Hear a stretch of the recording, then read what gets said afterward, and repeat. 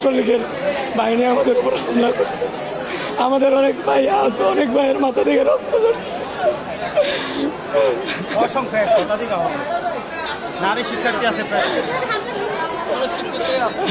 আমরা যখন বেশি ছাত্র ছিলাম ৭১ সাল থেকে ছাত্রলীগের বা তাদের যারা ছিল তারা এসে এমনভাবে পিছন দিক থেকে দাওয়া করছে, আর ইট পাটকেল লাঠি সোটা দিয়ে যা আছে আমাদের পিছন দিক থেকে, আমাদের অনেক মেয়েরাও ছিল পিছনে, এমনভাবে আঘাতপ্রাপ্ত হয়েছে। আমরা দেখতে কি অবস্থা। আমরা কি এই দেশে থাকি?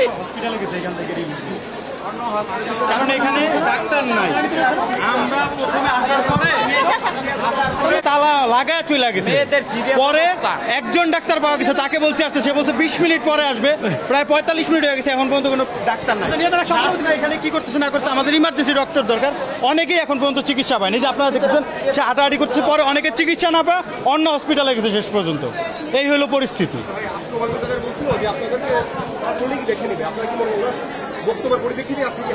যে কোনো, এটা তো প্ল্যান মাফিক হামলা আমরা বলবো, যে যেভাবে হামলাটা চালানো হয়েছে, মানে আপনার হকি স্টিক নিয়ে, দেশীয় অস্ত্রশস্ত্র নিয়ে যেভাবে সাধারণ শিক্ষার্থীদের উপরে হামলা হয়েছে, এটি বুঝাই যায় যে এটি পূর্ব পরিকল্পিত একটি হামলা।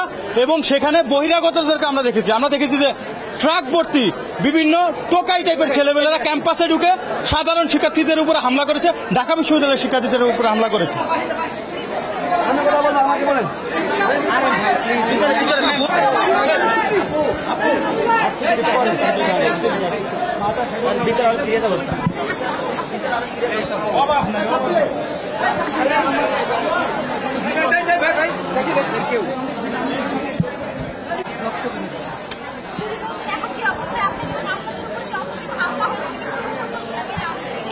না, এটা অবশ্যই পূর্ব পরিকল্পিত। বিষয়টা হচ্ছে গতকাল রাত 2টার সময় কিন্তু ছাত্রলীগ ক্যাম্পাসে শোডাউন দিয়েছিল।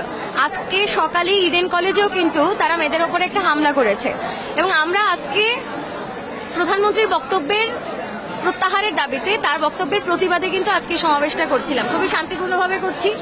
আমাদেরকে ভয় দেখানোর জন্য, আন্দোলনটাকে ধামাচাপা দেওয়ার জন্য, দমন করার জন্য তারা খুবই পরিকল্পিতভাবে এই আন্দোলনটা করছে এবং ত্রাস সৃষ্টি করছে। রোকেয়া হলেও কিন্তু ধারাবাহিকভাবে তারা এখনো আন্দোলন করে যাচ্ছে এবং ক্যাম্পাসে তারা শোডাউন দিচ্ছে। ফলে আন্দোলনরত শিক্ষার্থী হিসেবে, প্রত্যেকটা আহত শিক্ষার্থী হিসেবে, আহত শিক্ষার্থীর পক্ষ থেকে আমি ছাত্রলীগের এই সন্ত্রাসী রাজনীতির প্রতি তীব্র নিন্দা জানাই, ধিক্কার জানাই, এবং অবিলম্বে এই সন্ত্রাসীদের প্রতিহত করার জন্য প্রত্যেক শিক্ষার্থীকে একত্র হওয়ার জন্য আহ্বান করছি।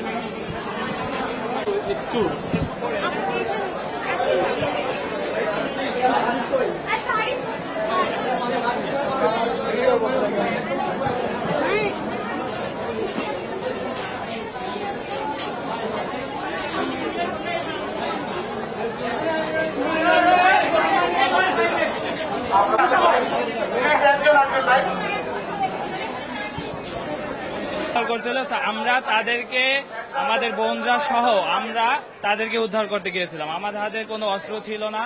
আমরা স্টুডেন্টরা, সাধারণ স্টুডেন্টরা ক্যাম্পাসের, আমরা খালি হাতে আমাদের ভাইদেরকে উদ্ধার করতে গেছিলাম।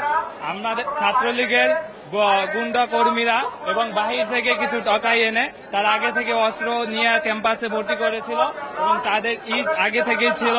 প্রথমেই তারা আমার বোনদেরকে আটক করে। আপনারা এখন যে দেখতে পারবেন অনেক বোন আহত হয়েছে, অনেকের মাথা ফাইটে গেছে, অনেকে হাত ভেঙে গেছে, অনেক বোনদেরকে গায়ে হাত দিছে। তো আমরা তাদেরকে সেভ করতে যাইয়া আমাদেরকে অতর্কিতভাবে হামলা করছে এবং আমাদেরকে ঈদের যে খোয়া ছিল ঈদ পাক্কা মারছে, এবং তারা প্রথমে হেলমেট পরে আইসা আমাদের উপর ঈদ পাক্কা মারছে। তো আমরা তীব্র নিন্দা জানাই, এবং আমাদের ক্যাম্পাস একটি মুক্ত পরিবেশ। এখানে যে বাহির থেকে টকাইগুলো নিয়ে আসছে, আমরা ভিসি বা প্রক্টরকে অনুরোধ করতেছি যে এই ধরনের টকাইদেরকে ক্যাম্পাস থেকে আপনারা বের করে দিবেন। তো আমাদেরকে হামলা করে আমাদের আন্দোলন থামিয়ে যাবে না। এটা সারা বাংলাদেশের সকল মানুষের অধিকার। আমরা রক্ত দিছি, আমরা প্রয়োজন হলে জীবন দিব, তারপর হলে আমরা আমাদের অধিকার আদায় করে ছাড়বো।